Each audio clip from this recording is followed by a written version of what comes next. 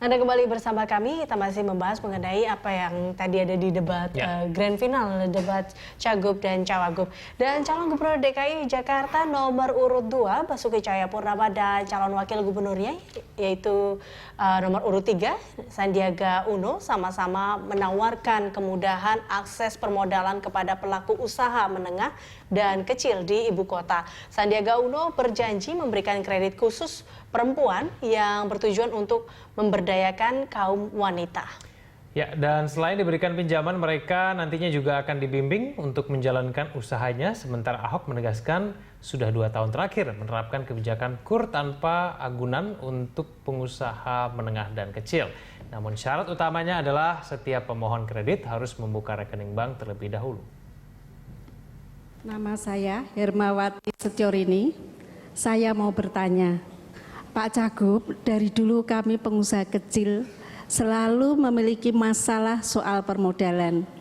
Walaupun saat ini memang ada program KUR dengan bunga yang lebih rendah dan katanya bisa tanpa agunan. Tapi kenyataannya kami tidak bisa mendapatkan KUR tersebut karena bank tetap minta agunan. Kalau Bapak terpilih, kira-kira terobosan apa yang Bapak bisa lakukan untuk membantu kami supaya masalah ini bisa diatasi? Terima kasih. Ya, terima kasih. Itu dari komunitas UMKM. Kita boleh tepuk tangan. Langsung saja dijawab oleh paslon 2 terlebih dahulu. Waktunya 1,5 menit. Terima kasih Bapak Ibu dari UMKM. Mungkin Bapak Ibu ingat 2 tahun terakhir saya sedang gencar memaksa semua pelaku usaha membuka rekening bank. Kenapa kami minta buka rekening bank? Ini dalam rangka untuk mempelajari arus kas usahanya. Kadang-kadang UMKM minta kredit, dia tidak pernah mempunyai arus kas perbankan, sehingga kita tidak tahu dia kebutuhannya berapa. Pemberian kredit ini kami menyediakan 1 triliun 1 tahun. Ternyata kami hanya mampu menyalurkan 300 miliar per tahun. Kenapa? Bukan soal jaminan. Khusus yang dagang di pasar kami malah lebih enak. Maka kami mendorong semua orang punya rekening bank. Nah, apa yang harus lakukan? Kami juga mulai membebaskan BPHTB. Kami ingin semua aset Bapak Ibu memiliki sertifikat tanpa membayar pajak BPHTB. Kalau di atas 2 miliar boleh ditangguhkan. Untuk apa? Ini juga sebagai permodalan. Tapi bagi kami memberikan kredit bukan soal jaminan sebetulnya, tapi soal arus kas Bapak Ibu, usaha Bapak Ibu. Kami juga menawarkan malahan yang baru adalah 80-20. Di tempat RPTRA kami sudah membuat pupuk, ada pusat pengembangan usaha kecil. Ini juga intinya apa? Kami ingin semurah mungkin. Bagi hasilnya 80, untuk yang berhasil kami 20. Tetapi syarat yang kami minta, tolong uangnya semua dimasukkan ke bank. Yang paling penting bagi kami memberikan kredit adalah arus kas. Terima kasih. Terima kasih Bu Hermawati. Alhamdulillah hampir 15 tahun lebih saya mendalami pemberdayaan UMKM. Ada 3 masalah utama. Pertama, lahan usaha. Banyak sekali UMKM yang tidak memiliki kepastian lahan usaha. Kami punya program OKOC yang memastikan garasi inovasi dan lahan usaha untuk para UMKM. Kedua adalah masalah pemasaran. Alhamdulillah dengan jaringan OKOC kami sudah bisa menghadirkan OKOC Mart. Ini adalah bukti bahwa dengan pemasaran yang berjejaring, insya Allah kita bisa berpihak kepada para pedagang kecil. Kita hadirkan sistem pemasarannya. Ketiga, Bu Hermawati bercerita tentang permodalan. Saya kebetulan di bidang usaha, keuangan, dan permodalan. Saya mengerti pengusaha itu dipersulit untuk mendapatkan permodalan. Oleh karena itu, program OKOC yang kami dorong, kami adalah melihat bagaimana memberikan kredit khusus untuk perempuan. Kredit khusus untuk perempuan kita berikan tanpa jaminan dan kita berikan pendampingan mentoring. Saya yakin akan lahir ibu-ibu Wilda baru dari Bank Sampah Cyber, Ibu Tony yang baru, Ibu Winda dari Umi Clean. Lahir karena dengan program OKOC kita akan hadirkan solusi masalah permodalan untuk UMKM kita yang berpihak. Ya. Ya. Kita sudah saksikan tadi itu kali ini bukan mengenai kesehatan, sebelumnya mengenai kesehatan, kali ini mengenai UMKM. Kalau Ya. tadi katanya UMKM di Ahok juga katakan memang kurs sudah dilakukan tanpa anggunan, tapi ternyata bank tetap minta anggunan juga nih. Jadi solusinya adalah dengan harus memiliki UMKM paling tidak harus memiliki arus kas atau rekening. Saya kira bukan begitu. Jadi begini, kredit itu akan diturunkan kriterianya 2. Pertama arus kas, yang kedua itu agunan. Ya. Biasanya yang lebih dipentingkan itu adalah arus kas. Mampu nggak dia membayar kembali pinjaman itu? Ya. Karena bank itu sebetulnya ya nggak mau juga nyita aset kita, karena itu satu kerepotan tersendiri. Itu cuman ya jalan terakhir saja kalau tidak mampu membayar. Itu akhirnya yang dikatakan oleh Ahok sehingga setiap UMKM betul. harus Nah, punya rekening problemnya bank. UMKM kita ini ya, karena dia tradisional itu tidak paham, tidak dekat dengan bank gitu. Jadi duit masuk kantong kanan, keluar kantong kiri, atau dia punya catatan buku kecil begitu ya, yang dia tulis sendiri. Nah, Ahok ingin supaya arus kas itu bisa tercatat dan jadi indikator bagi diturunkannya sebuah kredit.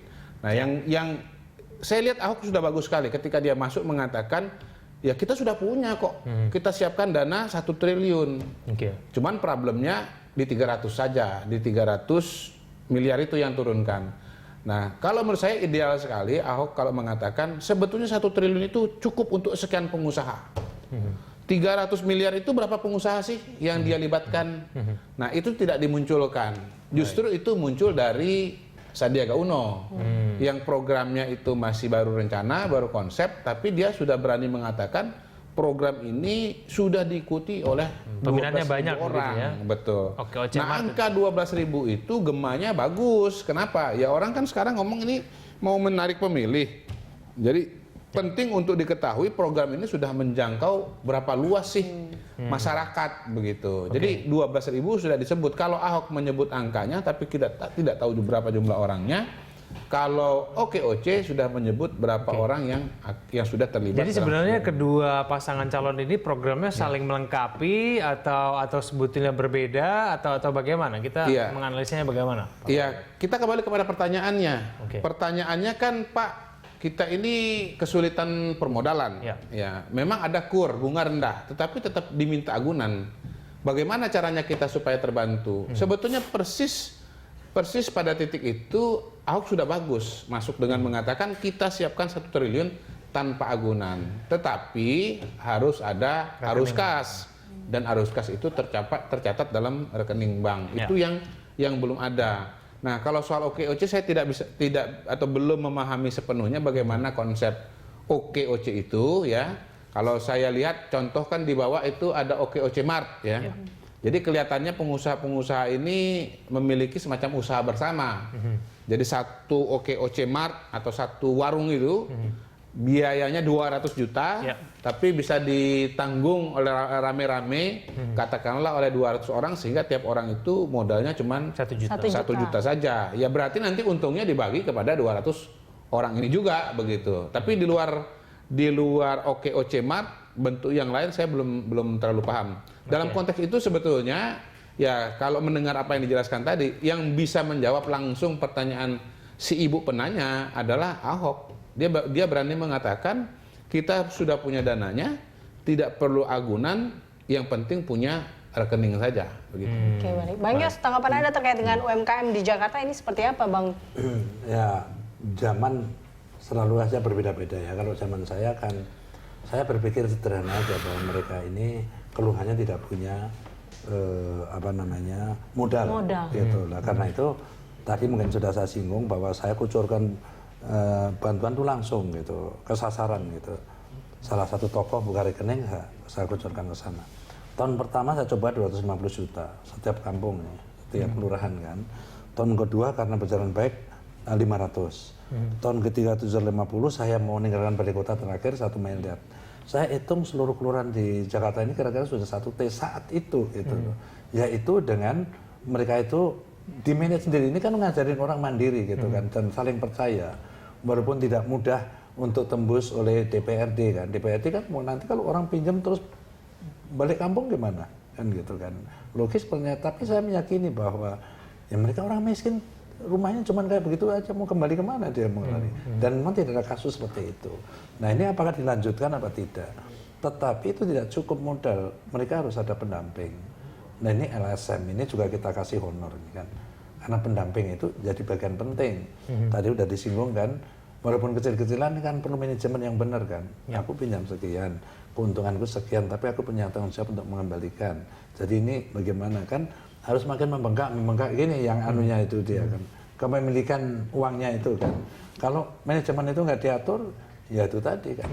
Bagus sedikit sudah membeli sepeda motor itu apa, biasanya seperti itu. Jadi sekali lagi pemodalan, pelatihan dan tidak tanggung-tanggung. Saya berpikir gitu, siapa kan membeli barang-barang ini kan.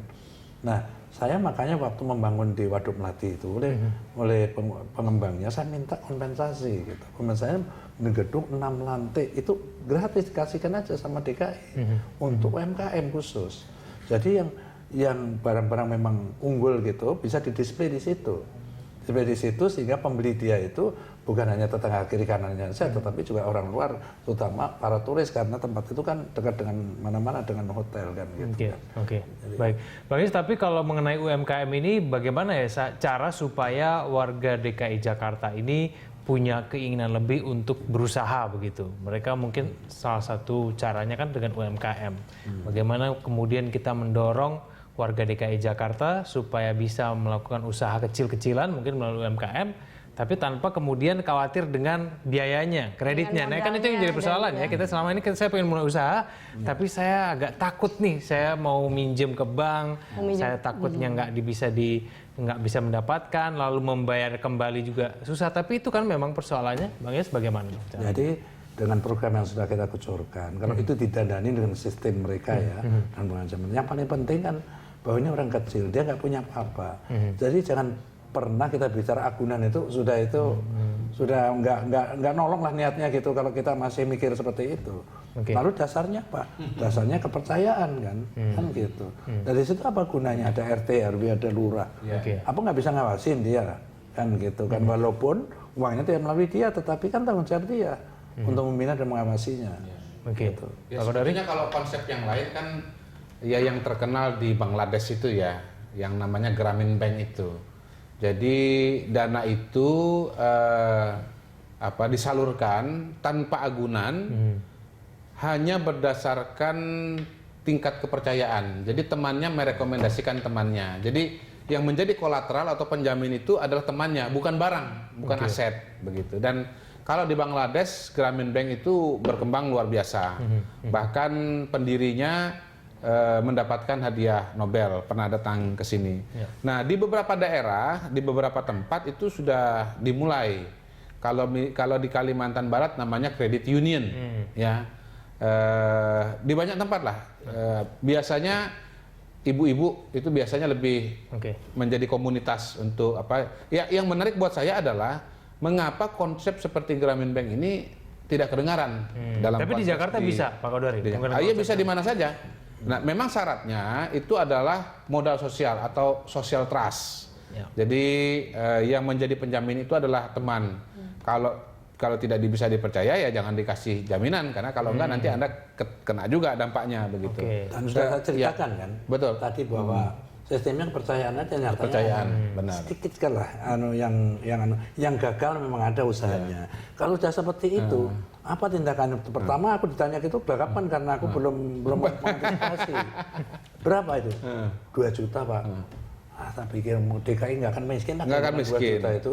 Itu sekali lagi dari orientasi kita. Kalau orang kecil itu harus unsur trustnya harus tinggi. Tapi yang menarik, Bang, justru katanya sekarang ini dan terutama di masa Krismon, justru tingkat pembayaran hutang yang paling besar, pembayaran kredit itu, tingkat non-performing loan-nya itu paling kecil itu adalah di kelompok UKM ini, begitu. Paling kecil. Yang tukang ngemplang itu, yang gede-gede itu, yang besar-besar justru. Ngemplangnya juga besar. Ngemplangnya juga besar dan memang lebih nakal gitu. Jadi kalau yang kecil-kecil ini memang niatnya berusaha mau survive, sehingga kemudian tingkat pengembaliannya lebih baik. Kalau kita bicara bank, sebetulnya bank yang non-performing loan-nya atau kredit macetnya itu paling kecil kan BRI. Yang notabene itu melayani nasabah-nasabah kecil gitu, dan kredit kecil, garis miring UKM.